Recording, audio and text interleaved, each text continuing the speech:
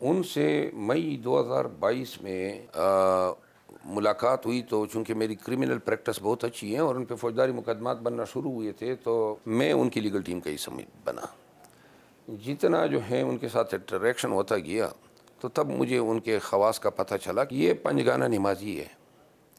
और मैंने हमेशा हमारी बातचीत तहज्जुद के वक्त हुआ करती थी, क्योंकि ये तहज्जुद की नमाज़ पढ़ता था। उसमें इंटेलिजेंस की ज़हानत, मतानत और जो दो खूबियाँ हम में कामन है, वो एग्रेसिव रहता है, वो नाक पे मक्खी बैठने नहीं देता है। और दूसरी जो खूबी हैं वो ये हैं कि ख़ान साहब जो हैं वो उसको बंदों की परख बहुत ज़्यादा है। अब पहले नहीं थी। एक दफ़ा अदालत में मैंने उनसे पूछा, मैंने कहा, अदालत में उस वक़्त वो गिरफ़्तार नहीं हुए थे, तो मैंने कहा जनाब कुछ तकलीफ़, हम 8-8 घंटे अदालत में होते थे, तो मैंने कहा कुछ सीखा, कुछ आपको कुछ चेंज आई? उसने कहा जो 70 साल में जो गुजरी है ना, और इस 1 साल ने हमारी आंखें खोल दी है, ज़िंदगी का ये रुख तसव्वुर भी नहीं किया था। लेकिन अब जो मैं बात आपके ज़रिए पूरे पाकिस्तान को बताना चाहता हूँ, जेल में जाने वाला खान और बाहर निकलने वाला खान ये दो मुख्तलिफ लोग होंगे। आप यकीन करें, लास्ट टाइम मैंने ये बात कही थी, खान साहब से मैंने पूछा कि किस तरह गुजर हो रही है जेल में, अडियाला में। उन्होंने कहा कि मेरा नाम लेके कहा कि जी नमाज तो ये पढ़ता है और तिलावत और बातर्जमा अंग्रेज़ी की ट्रांसलेशन के साथ। उन्होंने कहा कि टाइम ये मिल गया कि अब जो है अल्लाह ताला से जो कुर्बत हैं वो मेरी मज़ीद बढ़ी है। इनका ये मज़हबी रुख बहुत कम लोग जानते हैं। तो ख़ान जो हैं अब वो टोटली डिफरेंट है। इंतहाई उसकी सोच में इन तलखियों ने ऐसी हकीकत भर दी है कि ये जब भी बाहर आएगा, PTI के लिए भी एक डिफरेंट लीडर हैं और पाकिस्तान के लिए भी एक मुख्तलिफ लीडर हैं। क्या ये सच है कि ख़ान साहब जेल में बड़ी लग्जरी किस्म की लाइफ गुजार रहे हैं? जेल मैनुअल जिन्होंने पढ़ा है, वहाँ एक रूल है, कोई भी अवलाती या कैदी अपने खर्चे पे गोश्त भी ख़रीद सकता है, दूध भी ख़रीद सकता है, फ्रूट भी ख़रीद सकता है। ये हर पाकिस्तानी कर सकता है। हमने 87,000 रुपये उनके लिए अटक जेल में जमा किए थे। फिर जब यहाँ इब्तिदा में 30,000 जमा किए, फिर बकाया जो ज़रूरत होती गई। एक तो और वो भी वो आइटम्स आप ले सकते हैं जो मैनुअल में लिखे गए हैं, सब्ज़ी हैं, गोश्त हैं, दही है। ख़ान दही का शौकीन है, तो शाद, तो लिहाजा ये मुर्ग़ मुसल्लम, ये इतने देखें वो ना मतलब ये है कि ऐसी खुराकों की इजाज़त हैं जो जिनकी तशहीर की जा रही है, जो लिमिटेड डिस्क्राइब्ड फूड आइटम्स हैं या मील्स हैं, वो हम अपने पैसे दे के ख़रीद के स्टेट को देते हैं, जेल को देते हैं, हुकूमत को देते हैं, और उनसे हम अपनी, और वो जेल सुपरडेंट की ज़िम्मेदारी है कि वो अपने सिक्योरिटी में ख़ुद इसको बाय करें और पकाएं। ख़ान के कैदोबंद की जो सऊबतें अगर मैंने आपको बता दी कि किन किन हालात से वो गुजरा है, तो रोंगटे खड़े हो जाए पाकिस्तानियों के। इब्तिदाई दौर आती इसने बिल्कुल, जब अटक जेल में लेके गए ना, तो ना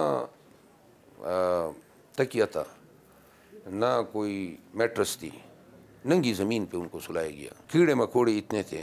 खुद अगले दिन में मिला तो वो उसने कहा कि सारी रात कीड़े मकोड़े मच्छर, बल्ब जो था वो कसदन जो है 1 हफ्ता तक उस सेल में जलाए रखा गया, ताकि वो, क्योंकि आदमी जो है सोते वक्त बल्ब ऑफ करना चाहता है। बाथरूम की हालत गई गुजरी थी। तो ख़ान ने ना उनको शेव, यानी इब्तिदा में जो दाढ़ी का वो की बात हुई थी ना, वो कोई शीशा ही नहीं था जिससे वो शेव करता। ये इंतहाई गैर इंसानी रवैया था। 1 हफ्ते तक उन्होंने बर्दाश्त किया। वो जो जॉगिंग मशीन है, कहते हैं वो भी बड़ी महंगी है और वो सरकार ने उनको लेके दी है, और फिर रहने के लिए अब 8 कमरे सराउंडिंग के खाली करवा दिए गए हैं। वो मैंने केस किया था।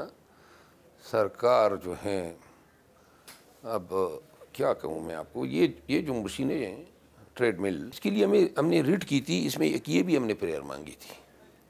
तो कोर्ट के हुक्म पे ये ट्रेडमिल जो है वो बनी गाला से मैंने गाड़ी भेजी बनी गाला को, और वो मंगवाई, और फिर वो बाद में उनको डिलीवर हुई। ख़ान की अपनी ये थी जो बनी गाला में पड़ी हुई थी। मुखालफिन पहले तो कहा करते थे कि ख़ान साहब ड्रग्स लेते हैं और ये जेल में एक रात भी नहीं गुजार सकेंगे, और अब उनका कहना ये है कि जेल का अमला जो है वो खान साहब को खुफिया तौर पे अंदर ड्रग सप्लाई कर देता है, इसलिए वो वहाँ पे सरवाइव कर रहे हैं। आप क्या कहते हैं? जेल तो सारा उन्हीं की तहवील में है, किसी की मजाल है कि वहाँ पे चिड़िया पर मार सकें। मैं आपको बता दूँ, आपकी बात ये दुरुस्त है कि बड़ी तवक्कुआत थी कि जी ये ड्रग एडिक्शन की वजह से जो है ये घुटने टेक। जब एक हफ्ता गुजर गया तो इनको शक पड़ गया कि कहीं जेल वाले कुछ ना प्रोवाइड कर रहे हो, तो जेल वालों पे नज़र हुई, अमले तब्दील हो गए। दूसरी फिर किसी ने मशवरा दिया कि जी इनके आप यूरिन और ब्लड के टेस्ट लें, अगर इसने एक हफ्ते में, 10 दिन में, महीने में, 2 महीने, 3 महीने में कोई ड्रग ली है तो रिफ्लेक्ट हो जाएगा। तो इसका नाम तब्दील करके, खान साहब का नाम तब्दील करके किसी और फर्जी नाम से इनका यूरिन और इनके ब्लड सैंपल लिए गए। जब रिज़ल्ट आया तो 9 महीने जो है कोकेन रिफ्लेक्ट करती हैं ब्लड में। अगर 9 महीने कबल भी ली होती ना तो वो रिफ्लेक्ट हो जाती। वो पता चला कि ना यूरिन में है ना ब्लड में है, ये कोई ड्रग यूज़ ही नहीं करता है। तब जो है सबसे बड़ी मायूसी ये हुई है। इस वक्त बाकी सियासतदानों की निस्बत वकला कम्युनिटी खान साहब के ज़्यादा करीब है, तो क्या इन इलेक्शंस में आम सियासतदानों की बजाय वकला को ज़्यादा टिकट्स देने का इम्कान है? खान की ख्वाहिश ये नज़र आ रही है हमें पंजाब की हद तक। खान साहब ये समझते हैं कि शायद वकला जो हैं वो डट जाएंगे, और अगर हमारे उम्मीदवारों को उठाया जाने लगा तो वकला जो हैं, चूँकि उनके पीछे बार एसोसिएशन है, बार कौंसल्स हैं, फिर अदालतें भी वकला का ख़ास ख्याल करती है, वो ही उनकी ये समझ है। मेरी ज़ाती समझ ये है कि मैं तो ये समझता हूँ कि वकला ने कौम को भी मायूस किया है, और मेरा ख्याल है यही वक्त था कि वकला जो हैं रूल ऑफ लॉ के साथ उठ खड़े होते। यही वक्त था, और ये बुनियादी काम है वकला का। बार एसोसिएशन जो हैं अपने अजला, तहसीलों, टाउन्स, बड़े शहरों में अपने लोगों के हकूक़ के निगाहबान होते हैं। किस तरह जो है पूरे मुल्क में लोगों के हकूक़ के साथ खिलवाड़ खेला गया, लेकिन बार जो हैं वो अपना रिवायती तारीख़ी किरदार अदा न कर सके। अगर बारें लोगों के हकूक़ के लिए खड़ी होती, मजाल हैं कि लोग अगवा होते, लोग घरों से उठाए जाते, इतनी फिस्तायत होती। खान साहब ने गौहर खान साहब को इस ओहदे के लिए क्यों चुना? क्या वो फ्रंट पे आके पार्टी को लीड कर सकेंगे जिस तरह खान साहब किया करते थे? जो मुझे ज़ाती तौर पे नज़र आ रहे हैं 2-3 वजूहात जिसने शायद खान को जो हैं वो इस पे माइल किया, वो नंबर 1 ये हैं कि गौहर खान हमारी टीम में सबसे ज़्यादा बर्दाश्त वाला आदमी है, तहम्मुल रखता है, सॉफ्ट स्पोकन है, अमेरिका से पढ़ा लिखा है, बैरिस्टर हैं, यूके से पढ़ा है, और बड़ा अच्छा फैमिली बैकग्राउंड है। खान के साथ बहुत इंटरेक्शन इनकी हुई बातचीत में। लेकिन अमली तौर पे जिस तरह ग्राउंड में आप नज़र आते हैं, जिस तरह लोगों को चार्ज कर रहे हैं, क्राउड को, जिस तरह वोटर को बाहर निकाल रहे हैं, गौहर खान साहब तो हमें ऑन ग्राउंड कहीं नज़र नहीं आते।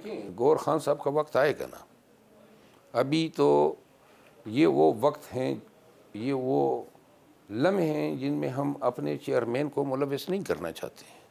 हम नहीं चाहते हैं कि हमारे चेयरमैन पे पर्चे हो, वो नज़र आए कि वो मोटरसाइकिलों पे भाग रहे या वो बहरूपदार रहा।